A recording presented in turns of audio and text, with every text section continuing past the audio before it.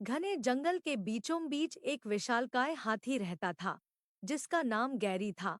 वह अपने बड़े आकार, मृदुल स्वभाव और सभी जानवरों के प्रति उसकी दयालुता के लिए जाना जाता था। गैरी जंगल का रक्षक था, जो हमेशा यह सुनिश्चित करता था कि सभी जानवर मिलजुल कर रहें। एक चमकदार सुबह, जंगल असामान्य रूप से शांत था। पक्षी नहीं गा रहे थे और बंदर भी चुप थे। जानवरों ने महसूस किया कि कुछ गड़बड़ है।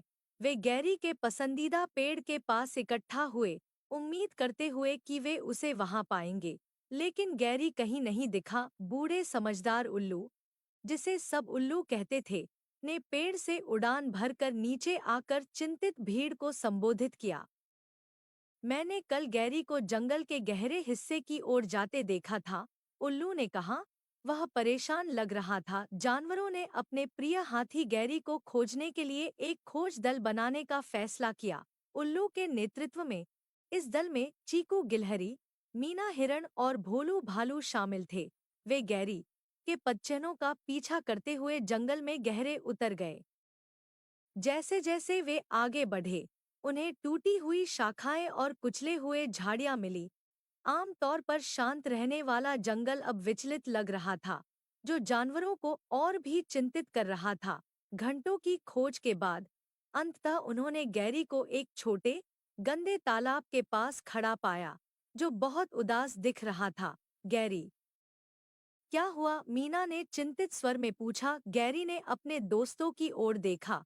उसकी आंखों में उदासी भरी थी। मेरे दोस्तों, मैंने अपनी सबसे कीमती वस्तु खो दी है। अंकुश, जो मेरी माँ ने मुझे दिया था, यह कहीं इस तालाब में गिर गया है और मैं इसे ढूंढ नहीं पा रहा हूँ। उसने समझाया। जानवरों ने समझा कि गैरी इतना परेशान क्यों था।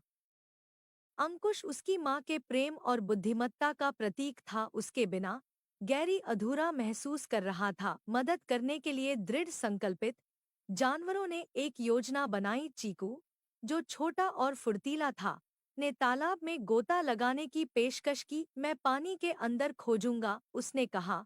मीना और भोलू ने तालाब के किनारे खोजने का फैसला किया, जबकि उल्लू ऊपर से नजर रख रहा था और खोज का निर्देशन कर रहा था। काफी समय के बाद चीकू पानी से उभरा।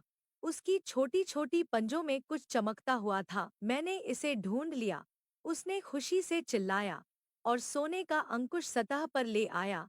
गैरी की आंखों में खुशी चमक उठी जब चीकू ने उसे अंकुश थमाया। धन्यवाद मेरे दोस्तों, मैं नहीं जानता कि तुम्हारे बिना मैं क्या करता, गैरी ने कहा, और अंकुश को फिर से अपने पैर पर पहन लिया। जानवरों ने खुशी मनाई।